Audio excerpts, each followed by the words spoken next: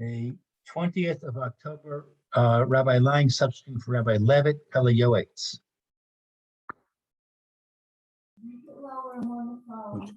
Hello, Rabbi Lang. Nice to meet you. Hi, good morning. How are you? Baruch Hashem. This is Yechiel, and this is Alan. I can't see Alan. Maybe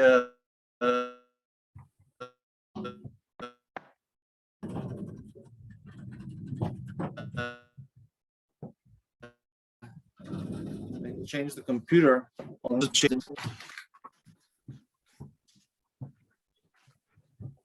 Okay, so oh, hi Alan, how are you? Morning. How are you doing?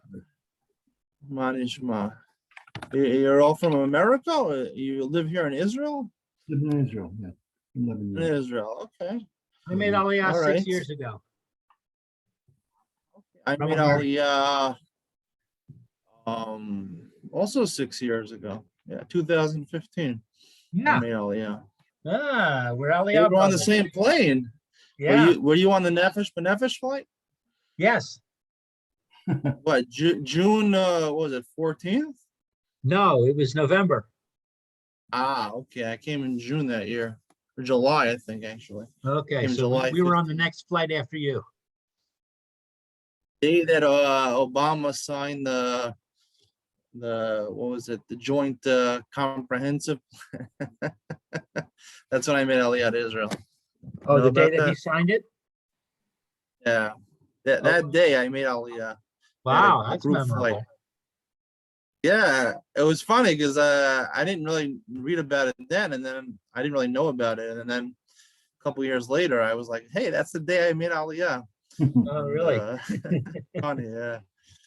So Well, I made Aliyah on Thanksgiving. on Thanksgiving, all right, a new Thanksgiving, Thanksgiving That's to right. Israel. You should That's right. celebrate that day, right? All right. So this is all the people on the share. Just Roy you three. Roy No, should be Roy coming also. Voice. Okay. All right. Two So more in turn, scenarios. I'm told we're learning Pele Yoetz now. Wait, Right. We're on page 70. Location. Location. All right. How long has this share been on Zoom for? I know that you're used to learning a building or something like that. Yeah, we Used to used learn to, something? used to learn in Romema. Uh, I get, you know, when COVID started, I guess, what, about a year and a half ago, maybe? Right, and then you guess you moved to remote to the Zoom, huh? mhm. That's right. Okay. All right, so we'll start here from Umnus. I have it, mine is page 69. Is that the right place? Vocation. Well, we read the first paragraph under vocation yesterday. Our sages said we read that paragraph. So we turned the page. We're on 70 now.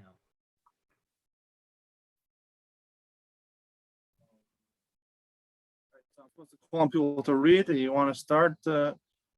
Your name is Louis? Yeah. Yeah, I can Your start. name is Louis. Okay. Behold. Oh, wait a second. Here comes Roy, I think. What's the book for me? Yeah, Roy's coming in. Okay. Behold, our sages intended that what they described as a clean profession be clean from any thievery. Due to abundant sin, stealing has become as if permissible to certain groups of craftsmen. For example, to tailors.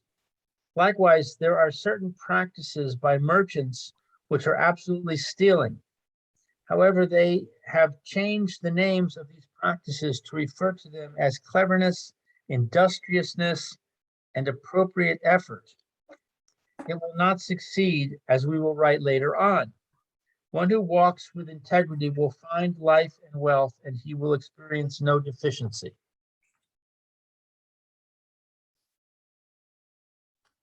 So this is Roy, who just joined us. Roy, this is Rabbi Lang. It says Benzi. Yeah. Benzi Welcome. Lang. Welcome, Rabbi Lang. Okay. I didn't really hear exactly the entirety of what you were saying, but I said, welcome. oh, hi, how are you, Roy? How you doing? Baruch Hashem, Baruch Hashem. Welcome. Good to see you. Thank you, and you too. At least Where do you live, Roy?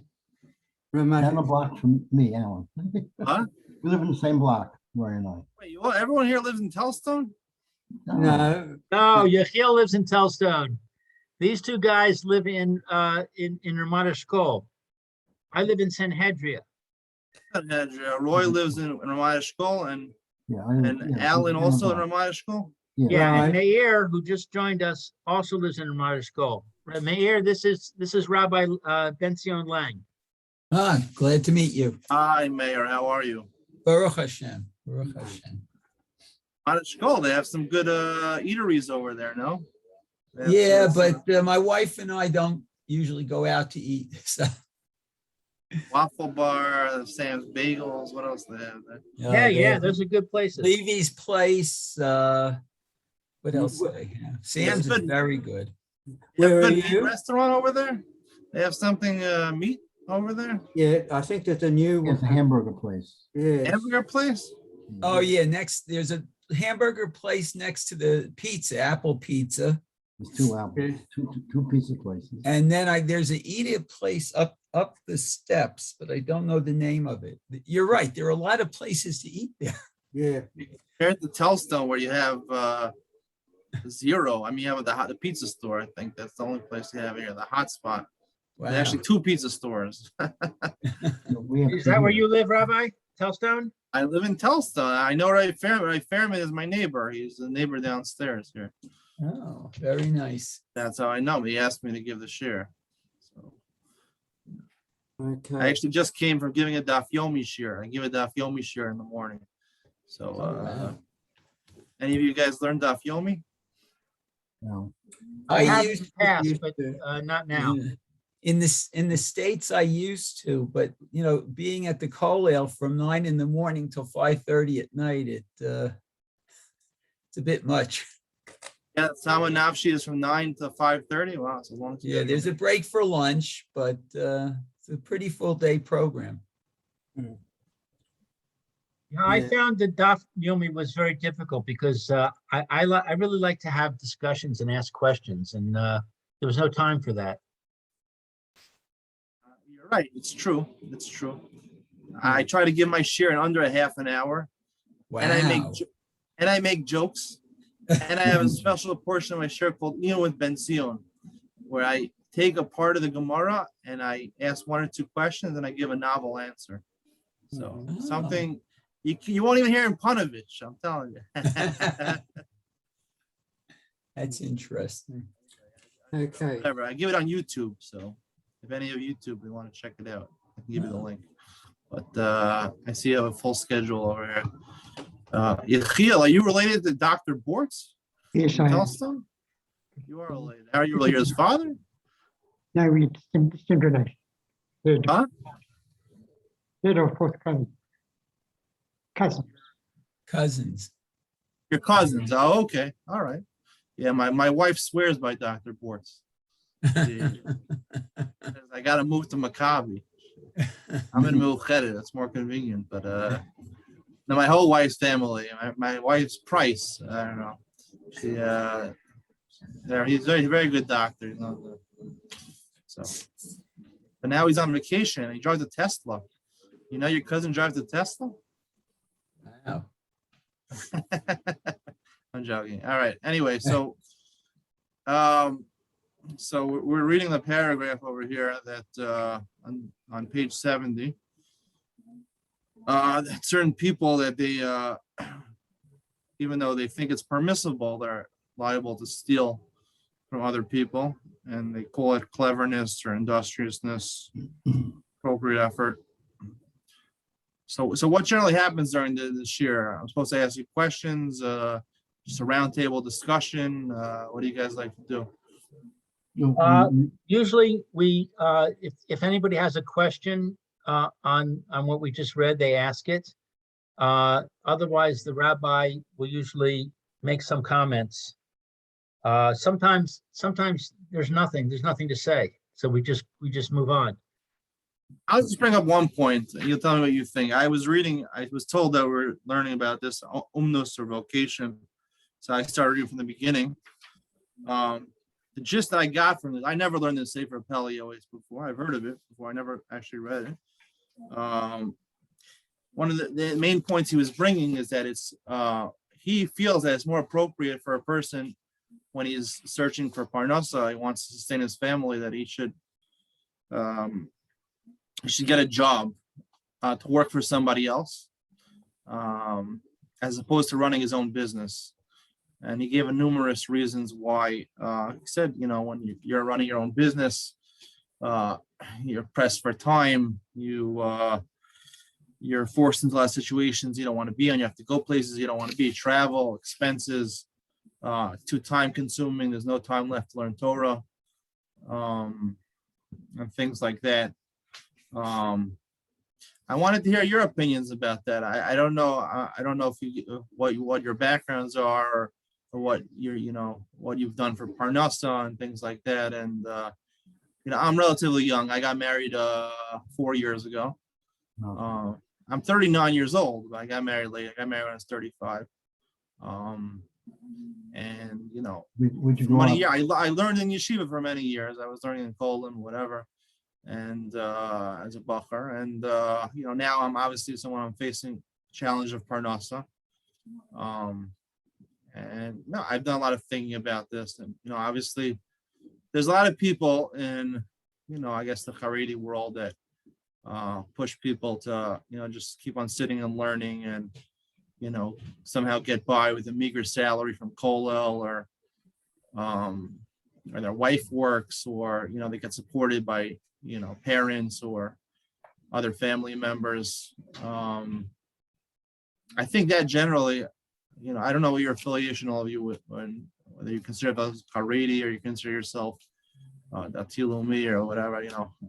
It's for you to decide. But I just wondering what with your experience, what could you tell me about how you resolve this issue, and whether you feel it's correct, the statement that the Pele Yoetz says, in your estimation. Does it resonate with you? What he's saying? Have any of you tried a business venture, your own business venture, or have you, when you did Parnassa, you worked for other people, your own practice? What are your feelings about that? I just have one statement about. Well, I think that it's essential, especially these days, that there is some learning for work, to get some sort of work experience, but it's also, of course, important to learn. All the Rabbonim had some work, did something. Whether you work for somebody else or whether you try to build up your own business, it doesn't really matter, as long as you can claim some success in whatever it is that you're doing. The success being that you're able to decently support your family, and if it happens that your wife can work as well, then maybe you don't have to go to work so much. You don't have to earn millions. You have to earn enough somehow or other to live a decent life without getting into debt, and without starving, and without having your children going in fourth, fifth-hand clothes. So that's what I think. Well, he makes a point over here, Pele Yoetz. So he says, obviously, the point of this world is not to become a rich person, like you're saying. It's not to earn endless amounts of money, like what you're saying, just to get by and to live a normal lifestyle, what I guess most people consider a normal lifestyle, and not a life of deprivation. But do you agree with that wholeheartedly, that there's no point in accumulating wealth? There is a point in accumulating wealth if you are going to spread it around your family and the community. But if you're not going to do that, then there's no point. I was reading a piece actually in Mishpacha magazine. It was they were asking questions to a rabbi from America, and they had Rabbi Yisrael Reisman. I think he's one of the Rosh Yeshiva at Torah V'das in America. They were asking, they had a financial, it's called Yiddish Geld, financial section in Mishpacha magazine, I think a couple of weeks ago, maybe over Sukkot. They asked him some questions about these areas. He made a distinction between acquiring wealth for convenience and acquiring wealth as a status symbol. He said, for example, this is one of his quotes. He said, I'm trying to afford a car, $50,000, right? There is something more convenient and more comfortable about owning a Lexus as opposed to owning, a Corolla.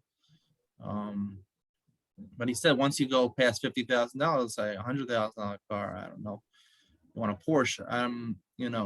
He said that's a status symbol and something which Yiddishkeit does not believe in.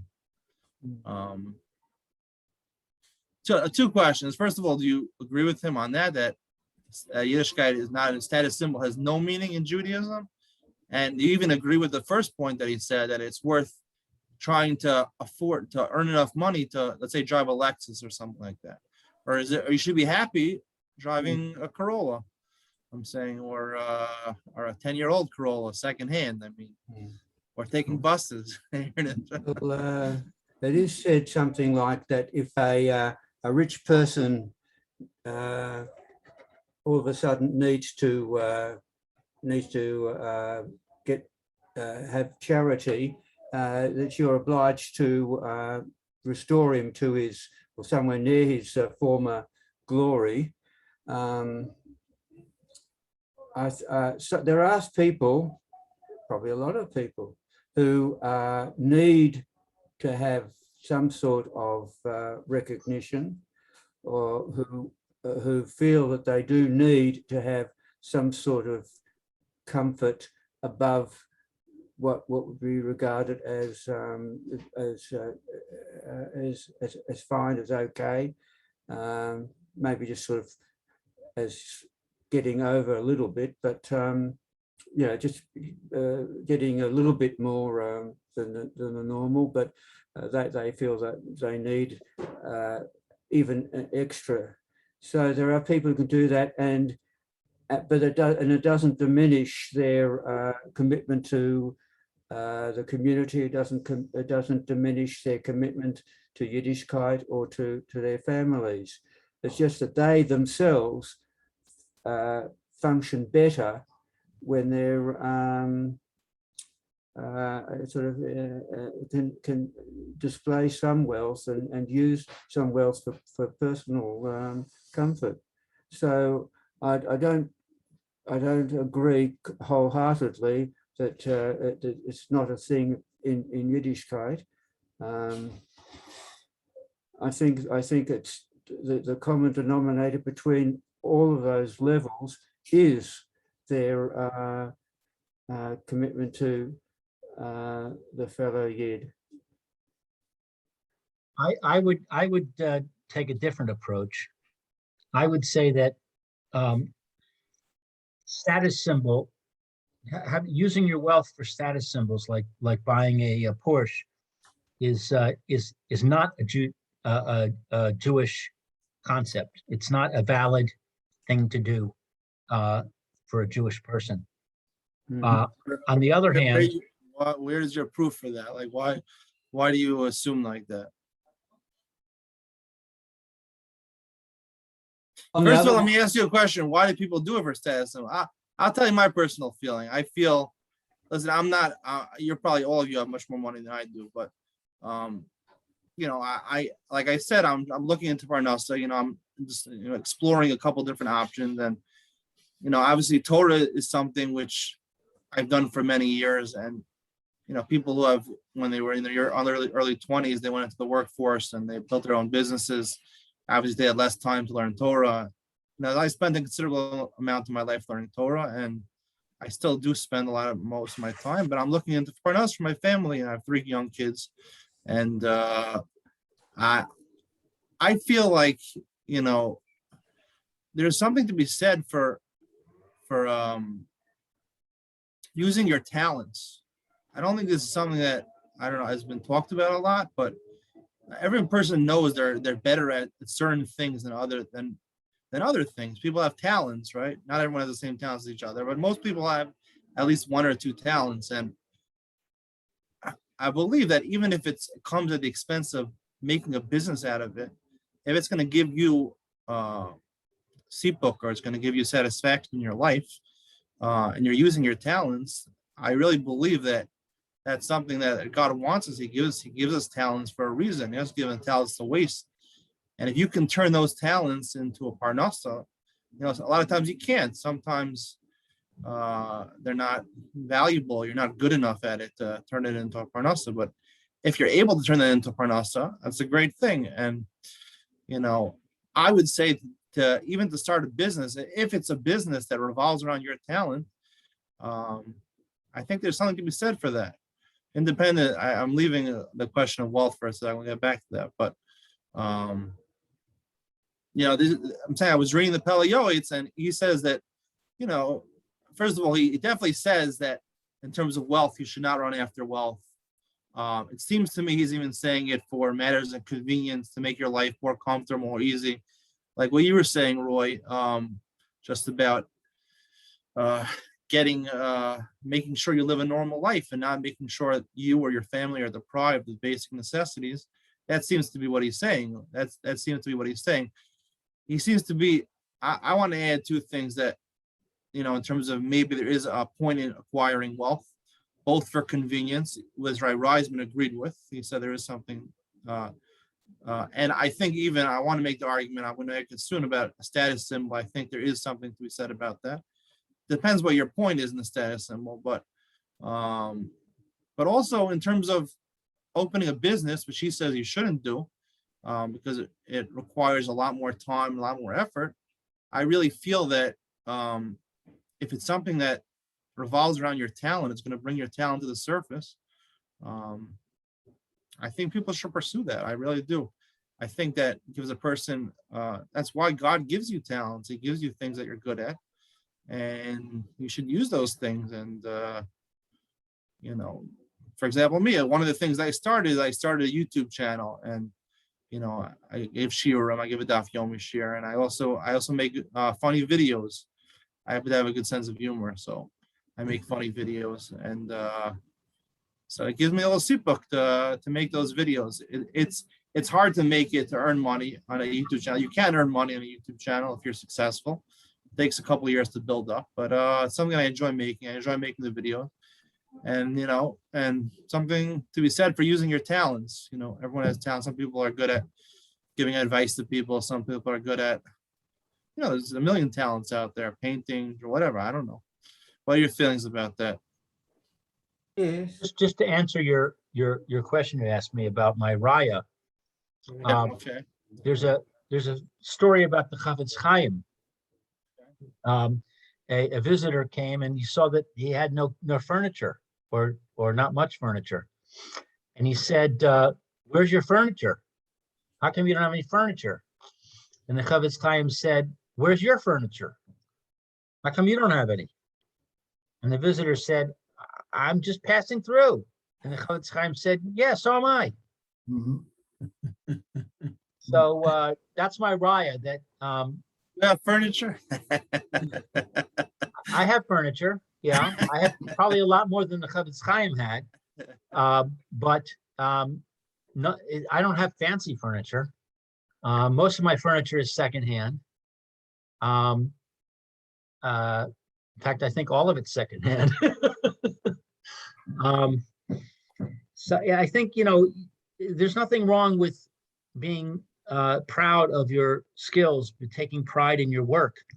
I was a computer programmer, and I could get a real geschmack out of solving a problem. Sometimes you get caught in a problem, your program just doesn't work, and you're working on it, and finally you get it to work, and you go, hey, it's working. I don't think there's anything wrong with that feeling, with taking some pleasure in that. Oh, only if you've got a heart problem. Heart problem? But Heart problem. I saw a lot of people who were workaholics, that they were so dedicated to their career, and they were so desirous to get promoted, that they'd be working really long hours, and I don't think that's healthy, and I think it's Bithel Torah. I think that a person has to strike a balance. If you work for somebody like I did, it's not so easy to take time off to learn Torah. I used to learn Torah in the mornings before I went to work. If I had my own business, then I might have been able to just juggle more. If I was making good profit, I might have been able to cut down on my hours and learn more Torah. But nevertheless, I was, my priority was that I want to be learning Torah. That's the most important thing. And I didn't want to sacrifice time for learning Torah in order to be able to get enough money so I could buy a Porsche. On the other hand, I have a good retirement fund, and I put my children through school, and that costs a lot of money, and so I needed to work a lot to make that money, and I think that's correct. Yeah. I mean, you basically followed what the Pele Yoetz said. I mean, the Pele Yoetz said you didn't open your own business. I'm saying you were working for somebody else. You weren't a generous, whatever. I mean, enough to sustain you for your life and retirement, and that's what he says to do. I mean, there's what to be said for that. And I guess you were talented in computer programming, so it gave you a certain amount of enjoyment. I guess you're able to find balance of both. Well, you said before that you had time to learn. You were saying that you didn't have a lot of time to learn, but the Pele Yoetz is saying that if you open your own business, you'll have zero time to learn. That's what he's saying. So that was one of the reasons why he said you should work for somebody else as opposed to opening your own business. You're not gonna have any time to learn, right? I mean, is that? I think that's what he said yesterday. But well, it might be, it might not be. I remember my rabbi in Los Angeles, Rabbi Goldberg Shlita, told me that he had a chavrusa that used to work in the stock exchange, and what he would do is he would learn in the morning until about 9 or 10, and then he would go to work, and he would work until he made his quota of money, which was usually about 2 o'clock. And then you go back and learn. So, you can be in business for yourself and be a workaholic, or you can be in business for yourself and have a different priority. I think. So I kind of disagree a little bit with the Pele Yoetz on that one. I think that it depends on the person. Like you said, the person has a certain talent, and he can use that talent to in a business. Then that might be the best path for him. You mentioned something about the stock market. I don't know if investing in the stock market is called really opening your own business. I mean, it's just really investing in other people's businesses. But I personally really believe when you mentioned the stock market, it really struck a chord with me that that's something that I do on the side also, that I try to invest. I'm not a day trader, but I think the stock market, the Gemara says that a person should pick an umnus, which is a job, which is nikia v'kala. I mean, it's clean and it's simple. I think I really personally feel that trading in the stock market is one of the best things you could do for Parnassa. You have to learn it, and you could lose money, and it's a risky, but It's definitely Kala. It's definitely very easy. Like you said, there's only the market's only open for I think from 9:30 to 4 o'clock in New York. It's easy and it's pretty nucky. Also, it's pretty clean. You pay your taxes. I think it's a pretty worthwhile thing if you have the money to invest. Not everyone has the money to invest, but Well, I assume that this guy was a broker, not that he was buying and selling his own stocks, but that he was buying and selling for people and getting a commission. But I don't know. I that wasn't part of the story. okay. I can imagine that also. Beginning, let's say I was saying if you have a town, let's say your town is not profitable, you can't turn it into money. So, I think the ideal job for a person is the stock market. I really feel, especially in Eretz Yisrael here, people in Eretz Yisrael, it works even better. You can learn the whole morning. Stock market doesn't open until 4:30 in the afternoon. They say the most volatile time for stock market. If you're a day trader, you're on from 4:30 to 6:30, because that's when all the volatility happens. I personally found that it's too risky. Only day traders really do 4:30 to 6:30, but it closes at 11 o'clock. Most people go to sleep around that time, but it's closed at 11 o'clock, the stock market. So I wouldn't say be a day trader, but something to actively manage your stocks is, I think, a good idea. And it leaves you time, like you said, it leaves you a lot of time to learn Torah, do other things. And I think that's the epitome of Nakia Vakala, but you could disagree with me. You could say no. Okay, so I would like to know how much longer, how much more we should discuss this, or have we discussed it enough before we're going on to the next? I don't know how long it goes. Do you want to go on to the next one? We can go on. I don't mind. I think I think we've probably discussed enough. I don't know what everybody else thinks. I have a You couple. discussed it, Roy? Beg your pardon? Discussed it? Yes. I have a couple of comments. Wow. The last sentence, he says, one who walks with integrity will find life and wealth. You will experience no deficiency. And it's like, if you do the right thing, you can't lose. You can always win by doing the right thing. So that's why integrity is very important. And the other thing here is about money. Money, and sometimes people will get a swell head and you end up with gaiva, that you really don't win much by doing that. So There's in gaiva and confidence,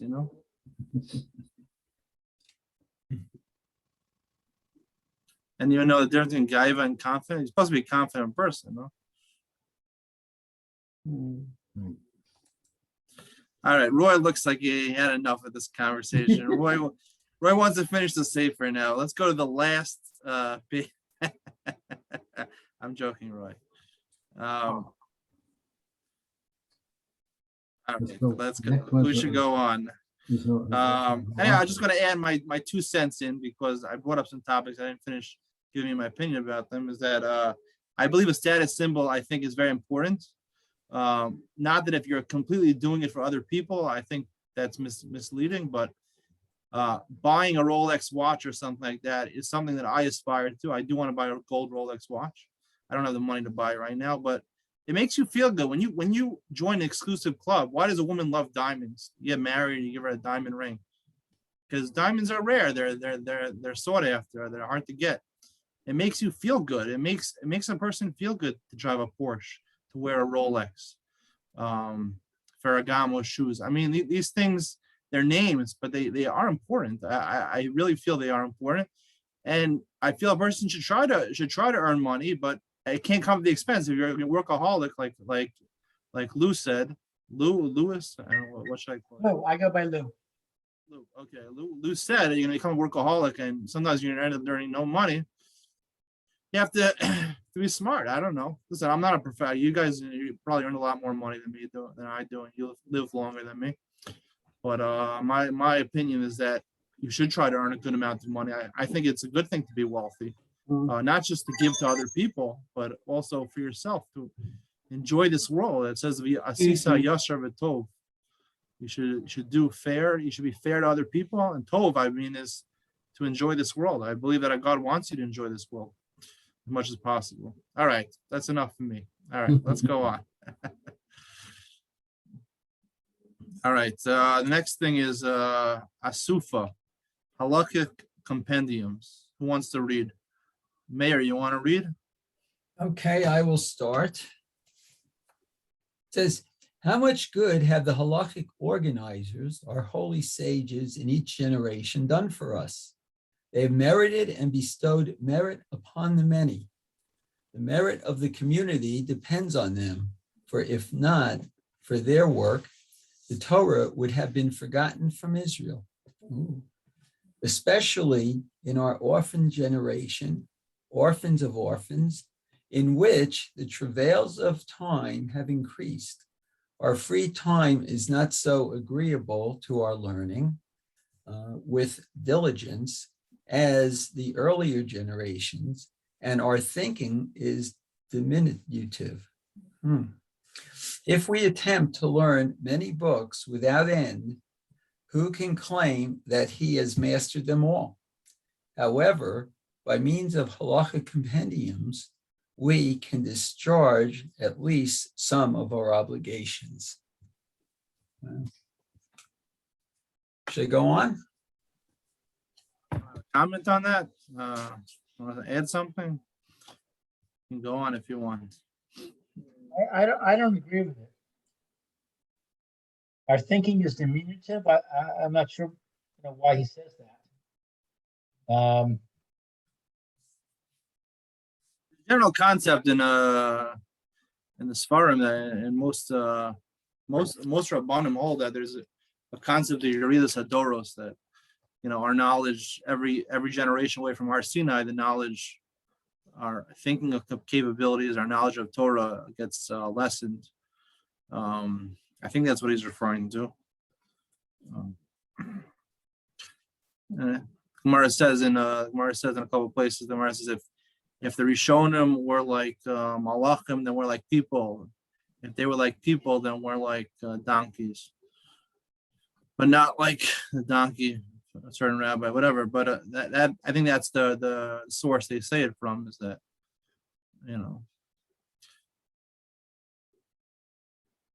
You disagree with this, Lou? Well, I'm familiar with the concept of the decline of the generations, and I do agree with that. So if that's what he's referring to, then I guess it's understandable. But just the statement, our thinking is diminutive, it rubs me wrong.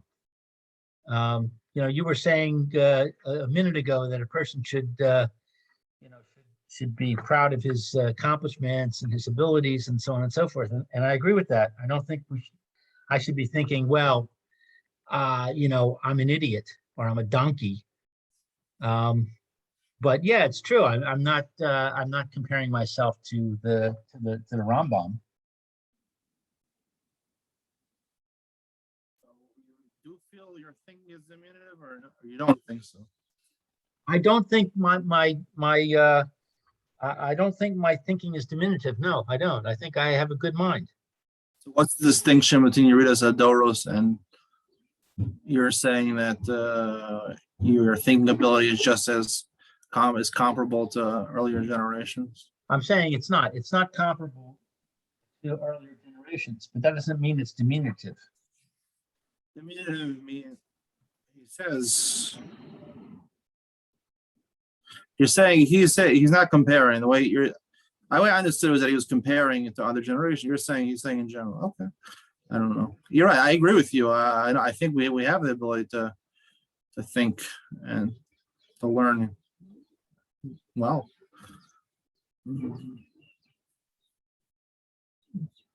Anyone else have a comment about this?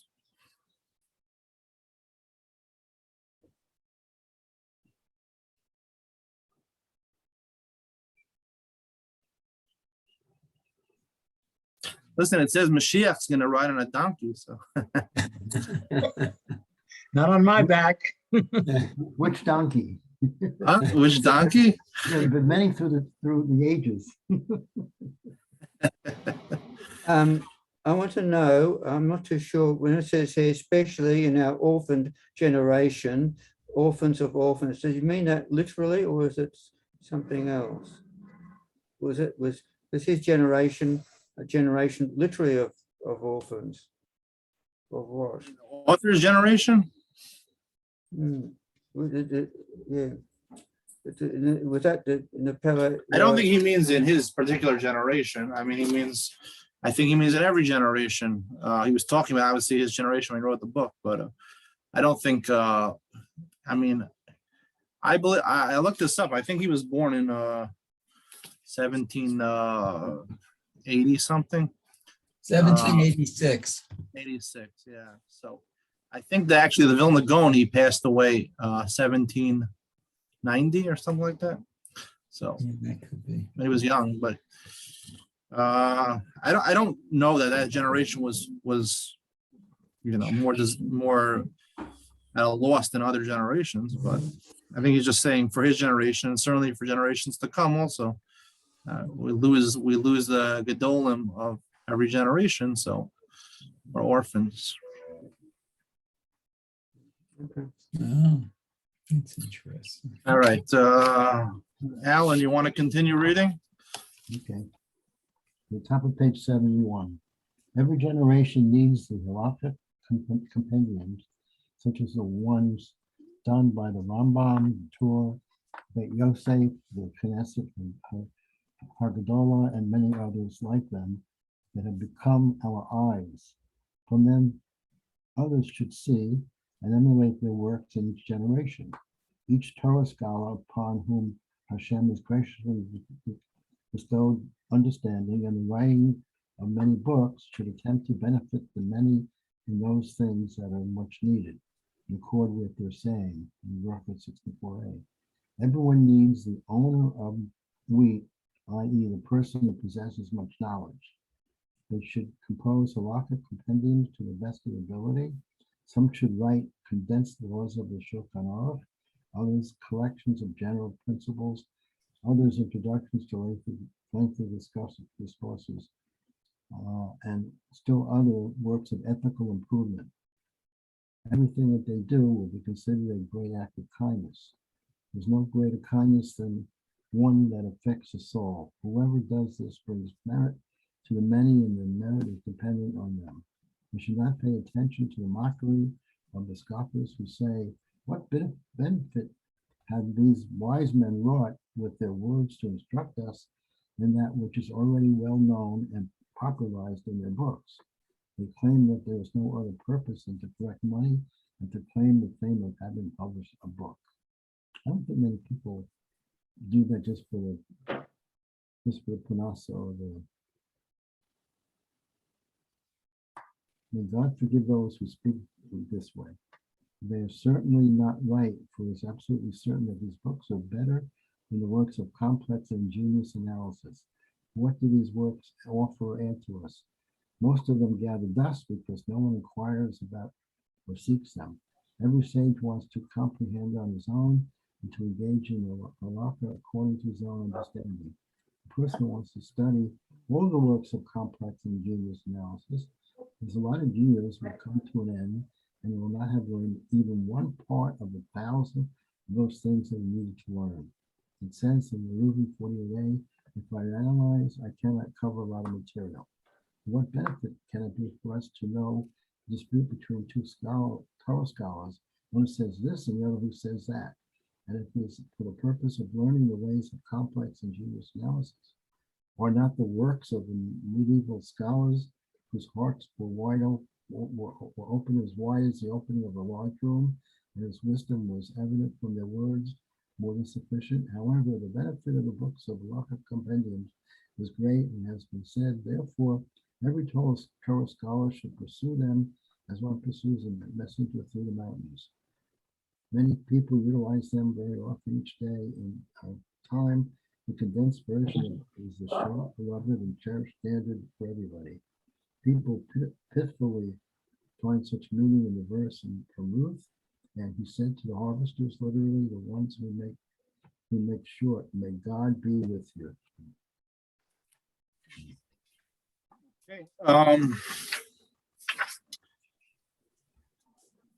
Does anyone have something they want to add?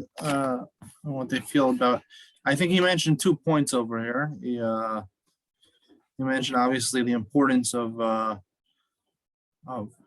these halachic works, writing new halachic svarim that condense the halachas, the more easily understood and accessible to every generation. He also said that, and he said people shouldn't make fun of those people, or those are important. And he said also it's obviously a lot more important than other svarim, where they analyze very deeply a certain topic. He said those books or svarim are not. There's no point to them. He has pretty harsh language. He says you're not gonna master the entire Torah. You're not gonna finish your life and even cover 1/1000th of the material you need to cover. So I think those are the 2 main points. What are your feelings about those points? And agree, disagree, add, comment, subtract, delete.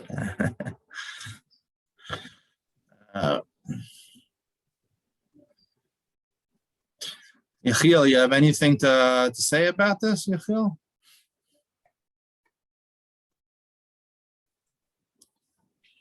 Anyone? Roy likes me. Roy's my friend. No, I haven't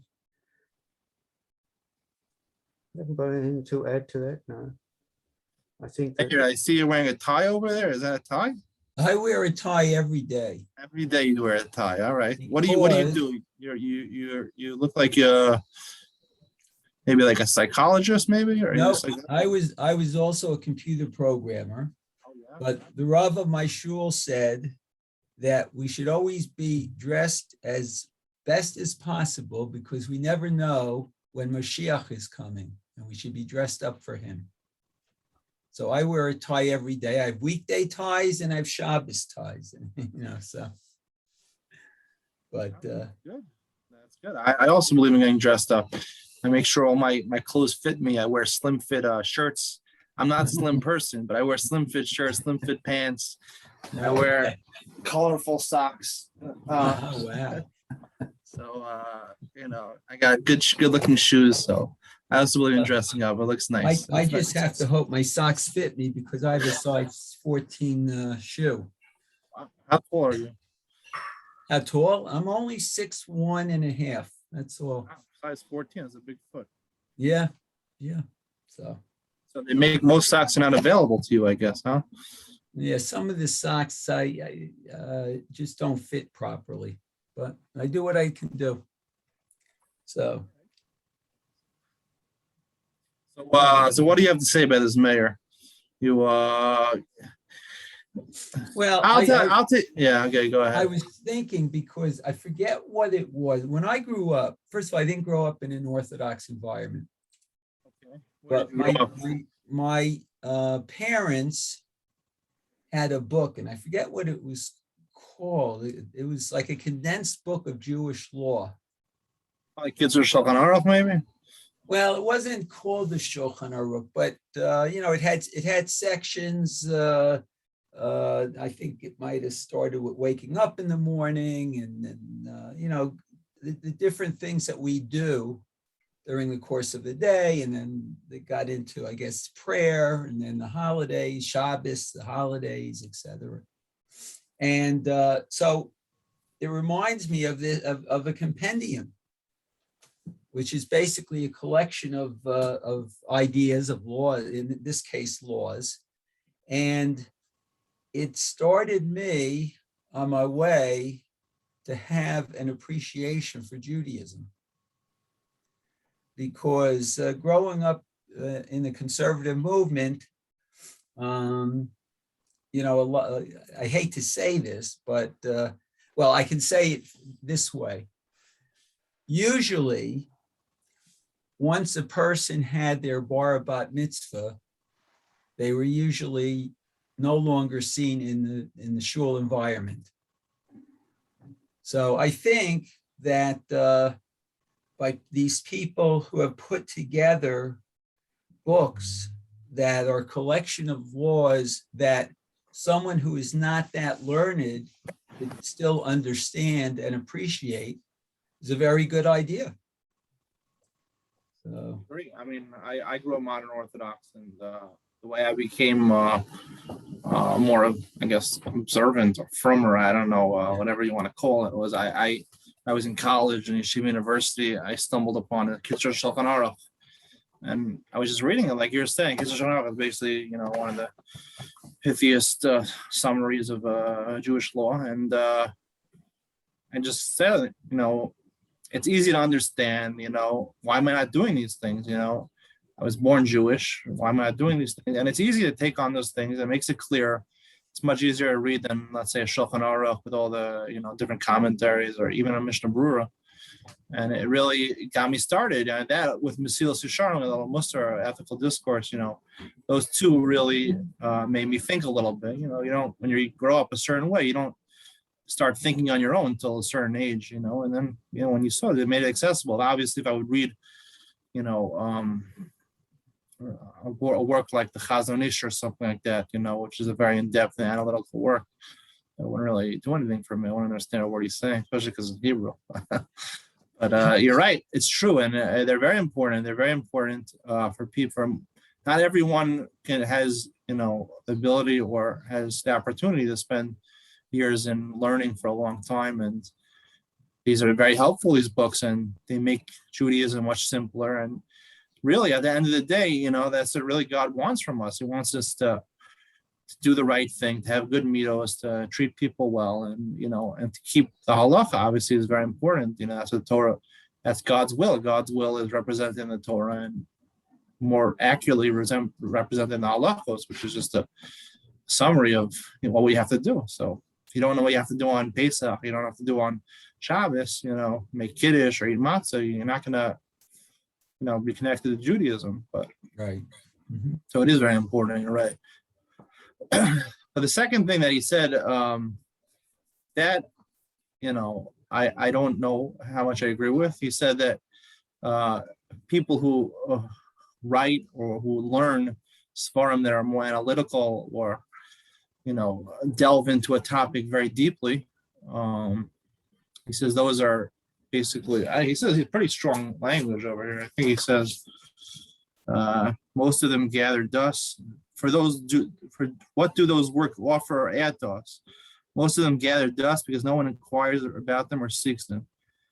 Every sage wants to come out on his own and to engage in the halacha according to his own understanding. If a person wants to study all of the works of complex and ingenious analysis, his allotted years will come to an end, and he will have not learned even one part of 1,000 of those things he needed to learn.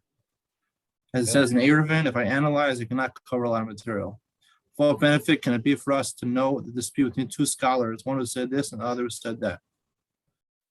This is a little troubling to me because, we do study Gemara, even though we're from Jews and we believe in knowing the halachas and keeping the Torah. If you have extra time to learn, we're going to hopefully do this in a couple of minutes. We're going to learn Rabbi Kama, whenever, 11:45. There is something to learn Gemara. I mean, what is he? He's disvalidating the whole idea of learning Gemara. At what point is there to learn a dispute between one opinion, another opinion, when halacha follows one opinion? We do learn Gemara. There is, what are your feelings about that? Well, in terms of Gemara, my personal liking when I learn Gemara is the Agadata in the Gemara, because it presents a picture to me that teaches a lesson. So as opposed to like what you were just saying about the different Rebbeim in the Gemara, he says this, and then sometimes it's the Gemara that comes to the conclusion what we should follow. But I think part of like Lou, when I first started work, I went to, in my shul, I went to a Gemara shir at 5 a.m. And then I followed the Rambam's rule about going to exercise. And then I'd finally go to work. So, but the point is, for me, I sort of need, how can I say it? Like some rabbis, when they give a drush, they start off with a story to make a point. So I need the Agadita, which to me makes more points than trying to remember this sage said this sage said that, and eventually the Gemara, depending on how far down the page, comes to a conclusion.